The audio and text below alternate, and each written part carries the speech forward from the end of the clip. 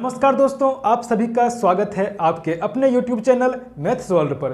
दोस्तों, कल हम लोगों ने देखा था लुसेंट सामान्य विज्ञान का फिजिक्स का पार्ट 60, जिसमें हमने पढ़ा था ओम का नियम और प्रतिरोध क्या होता है, विशिष्ट प्रतिरोध, चालकता और विशिष्ट चालकता के बारे में।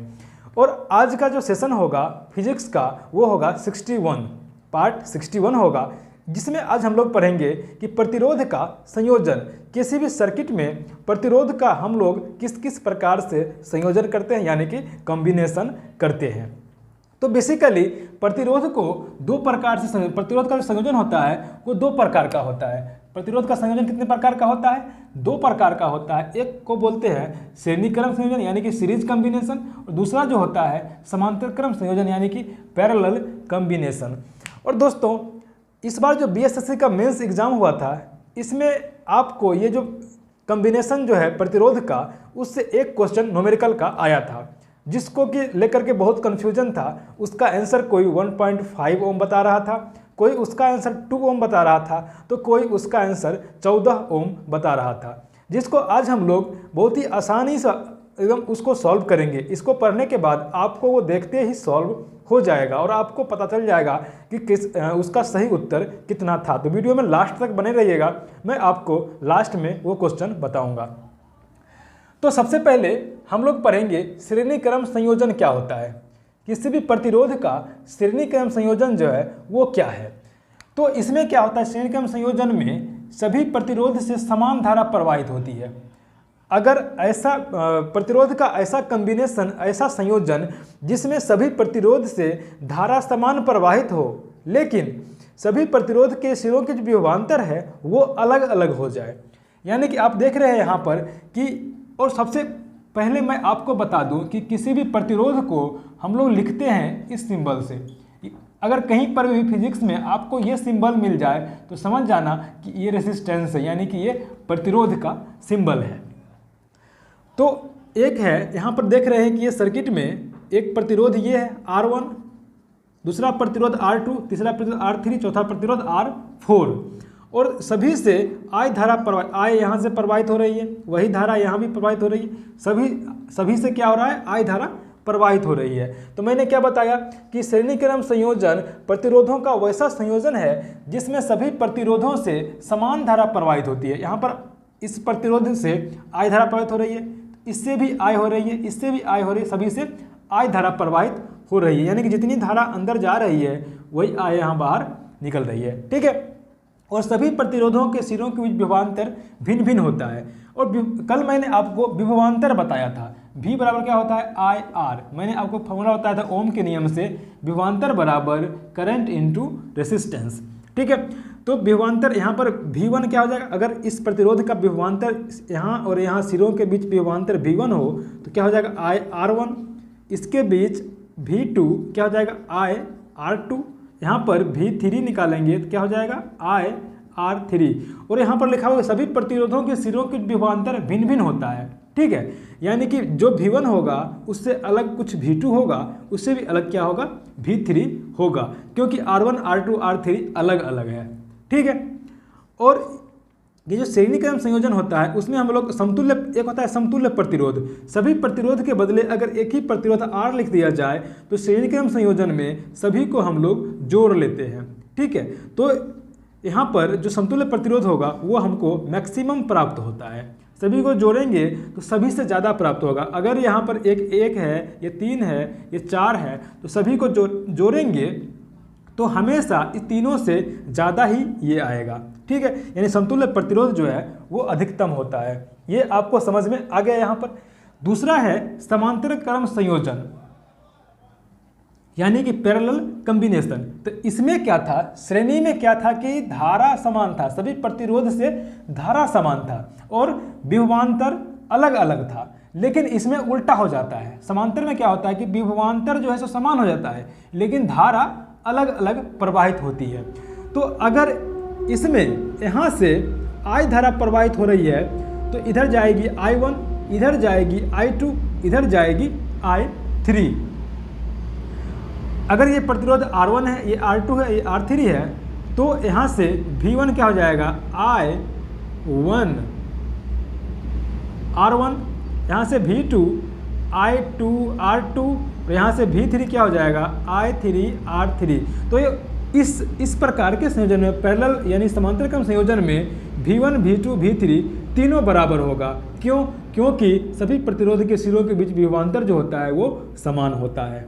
ठीक है, और यहाँ पर I जो है I वो 3 भागों में बंटता है, वो इस प्रकार से बंटता है। यहाँ पर हम देखेंगे कि तीनों का प्रतिरोध कितना कितना है। प्रतिरोध और विभव के अनुसार यहाँ पर धारा प्रवाहित होती है और तीनों यहाँ पर मिल करके फिर से I धारा यहाँ से निकल जाती है। और इस प्रकार के संयोजन में हम लोग जोड़ते हैं, समतुल्य प्रतिरोध निकालते हैं 1/R करके 1/R1 plus 1/R2 plus 1/R3 और यहाँ पर समतुल्य प्रतिरोध न्यूनतम होता है। तो दोनों में आप काफ़ी डिफरेंसेस देख रहे हैं। सीधा सीधा उल्टा है इसका। वो श्रेणी क्रम में क्या होता था कि सभी प्रतिरोध से धारा समान प्रवाहित होती थी, लेकिन समांतर क्रम में क्या है कि सभी प्रतिरोध के सिरों के बीच विभवांतर समान है। और इसमें क्या था कि सभी प्रतिरोधों के विभवांतर अलग अलग था, तो इसमें विभवांतर समान है, लेकिन इसमें धारा समान था तो इसमें धारा अलग अलग है। ठीक है, और इसमें क्या था कि समतुल्य प्रतिरोध अधिकतम होता था, इसमें समतुल्य प्रतिरोध न्यूनतम होता है। और इसको हम लोग इस प्रकार से निकालते हैं और इसको निकालते हैं 1/R करके। ठीक है, अब हम लोग देखेंगे एक क्वेश्चन जो कि BSSC में आया था, इस बार दिखाते हैं अभी ये क्वेश्चन। तो इसमें क्वेश्चन क्या था? क्वेश्चन जो था BSSC वाला वो था इस प्रकार से, ये यहाँ पर A था, एक ये प्रतिरोध था, ठीक है, एक ये प्रतिरोध था, फिर कैसा था क्वेश्चन, फिर एक यहाँ प्रतिरोध था, फिर एक यहाँ प्रतिरोध था और फिर एक यहाँ प्रतिरोध था। ठीक है, यहाँ से लगा हुआ था। अब यहाँ पर A था, यहाँ B था और ये है 4 ओम का प्रतिरोध था, ये ऊपर वाला 2 ओम, फिर ये 4 ओम, फिर नीचे वाला 2 ओम और फिर ये कितना था 2 ओम। अब कह रहा था इसमें कि आपको A और B के बीच समतुल्य प्रतिरोध निकालना है। क्या कह रहा था? A और B के बीच समतुल्य प्रतिरोध निकालना है और आपका जो आंसर ऑप्शन दिया हुआ था A नंबर में 8 ओम। तो यहाँ पर आप जो ये क्वेश्चन देख रहे हैं कि A और B के बीच समतुल्य प्रतिरोध निकालना है और प्रतिरोध का संयोजन इस प्रकार से दिया हुआ है। तो यहाँ पर आपको देखने से ये समझ में नहीं आ रहा है कि ये समांतर क्रम संयोजन है या श्रेणी क्रम संयोजन है, दोनों मिक्सअप है इसमें। ठीक है, और आपका जो आंसर ऑप्शन दिया हुआ था BSSC में इस प्रकार से आपका ऑप्शन दिया हुआ था। तो बहुत सारे यूट्यूबर को मैंने देखा कि यहाँ पर बहुत सारे 14 सही बता रहे हैं, बहुत सारे 1.5 सही बता रहे हैं, बहुत सारे 2 ओम सही बता रहे हैं। तो आखिर इसका जो सही आंसर होगा वो क्या होगा? तो इसमें अगर हम लोग यहाँ से इसको काट के हटा ले बाहर और इसको हम क्या कर दें, इसको सीधा कर दें, यहाँ से काट करके हटा ले और इसको सीधा कर दें, तो ये हो जाएगा 2 ओम और ये हो जाएगा 2 ओम, यानी कि ये दोनों हो गया। इसको यहाँ से हम सीधा कर देंगे तो ऐसा बन जाएगा। और ये दोनों कैसा हो गया, यहाँ पर देख रहे हैं ये सीरीज में हो गया, श्रेणी में हो गया। तो श्रेणी में डायरेक्ट जुड़ जाता है, समतुल्य निकालते हैं तो जुड़ गया, यानी कि ये दोनों जुड़ करके 4 ओम का एक प्रतिरोध बना लेगा, 4 ओम हो जाएगा। यानी कि इसको यहाँ से अगर हम मिटा करके एक ही प्रतिरोध लगा दें यहाँ से, ये हो जाएगा कितना का 4 ओम का हो जाएगा। ठीक है, अब हम लोग क्या करेंगे, अब यहाँ से इसको काट लेंगे, यहाँ से इसको काट लेंगे, अब इसको अलग कर लेंगे। ये 4 ओम हो गया, अब ये 4 ओम यहाँ बचा हुआ है तो इसको ये 4 ओम है, यानी कि ये 4 ओम हो गया नीचे वाला और ये 4 ओम हो गया ऊपर वाला। यानी अब देख रहे हैं कि दोनों फिर पैरेलल में हो गया। अब ये था 4 ऊपर वाला, अब पैरेलल में जोड़ेंगे तो 1/R निकालेंगे तो 1/4 प्लस 1/4 यानी कि 2/4, यानी कि ये कितना हो जाएगा 1/2। उल्टाएंगे तो R कितना हो जाएगा 2। अब देखिए ये दोनों मिला के 4 मिला के 2 हो गया। अब ये दोनों को एक प्रतिरोध बना देंगे, दोनों को मिला करके एक बना देंगे तो ये दोनों मिल करके एक हो जाएगा। ये कितना हो जाएगा 2 ओम का। ठीक है, अब देखिए अब कितना इंटरेस्टिंग था इसमें। अब क्या इंटरेस्टिंग था वो देखिए, ये जो था अब ये यहाँ से आया, यहाँ मुड़ा हुआ है। अगर हम इसको यहाँ से काट लें और इसको यहाँ से सीधा कर दें, अगर इसको यहाँ से हटा लें, ठीक है, इसको यहाँ से हटा लें और ये जो इधर था उसको हम इधर सीधा तरफ ले जाएं, इधर हो जाएगा। ये पूरा यहाँ से मुड़ा हुआ था, इसको हम सीधा करके इसको सीधा करके इधर कर लिए। ठीक है, तो ये 2 और यहाँ पर कितना था 2 कितना हो गया, फिर 4 हो गया, क्योंकि ये दोनों सीरीज में हो गया, जुड़ जाएगा, तो ये 4 हो गया।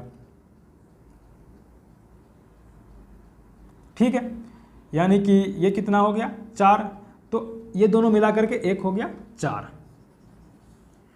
अब यहाँ से हमने काटा था, फिर इसको क्या कर लेंगे, जोड़ लेंगे। अब देखिए अब कैसा लग रहा है आपको, ये 4 ओम था, अब ये वायर से जुड़ा हुआ है यहाँ से लेकर के यहाँ तक। अब क्या करेंगे, इसको हम ऐसे जोड़ लेंगे, ये हो गया 4 ओम। बस वही था, वो ऐसे था, उसको हमने सीधा करके ऐसे कर दिया।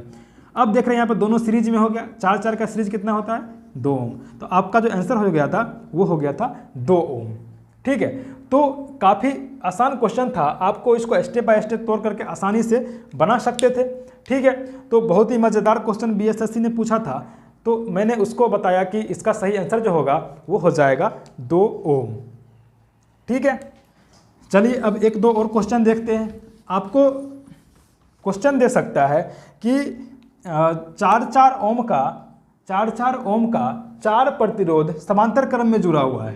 क्वेश्चन रहेगा कि 4 ओम का 4 प्रतिरोध समांतर क्रम में जुड़ा है, तो समतुल्य प्रतिरोध क्या होगा। ऐसा क्वेश्चन आपको पूछता है कि 4 ओम का 4 प्रतिरोध समांतर क्रम में जुड़ा है, तो उसका समतुल्य प्रतिरोध क्या होगा। समतुल्य प्रतिरोध फॉर्मूला आपको पता है, तुरंत इस फॉर्मूला में पुट करेंगे इसको, 1/R बराबर 1/4 प्लस 1/4 प्लस 1/4 प्लस 1/4। तो चारों को जोड़ देंगे अगर, तो कितना हो जाएगा, नीचे एलसीएम 4, ऊपर 1 प्लस ऊपर 4, यानी कि 1 ओम। तो R बराबर कितना हो जाएगा, 1 ओम। तो 4 ओम का 4 प्रतिरोध को समांतर क्रम में जोड़ेंगे, तो समतुल्य प्रतिरोध जो हो जाएगा वो 1 ओम के बराबर हो जाएगा। इसी तरीके से हम लोग अगर समांतर क्रम में पूछे तो ये फार्मूला लगा देंगे, और श्रेणी क्रम में पूछे तो ये वाला फार्मूला हम लोग लगा करके क्वेश्चन को सॉल्व कर सकते हैं। तो दोस्तों उम्मीद करता हूँ कि आज का जो वीडियो है आप लोगों को अच्छे से समझ में आया होगा और सब कुछ आपका रिफ्रेश हो गया होगा।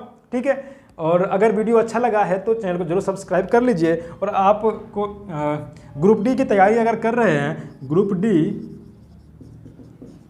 तो मैं याद दिला दूं कि इसमें 25 क्वेश्चन जो है केवल साइंस से आएगा, जिसको कि आप अगर लुसेंट सामान्य विज्ञान को पूरा कवर कर लेते हैं तो आपका ये 25 क्वेश्चन आसानी से सॉल्व हो जाएगा। ठीक है, तो चलिए फिर मिलते हैं नए वीडियो में नए टॉपिक के साथ। तब तक के लिए व्यस्त रहिए, स्वस्थ रहिए, मस्त रहिए। जय हिंद, जय भारत।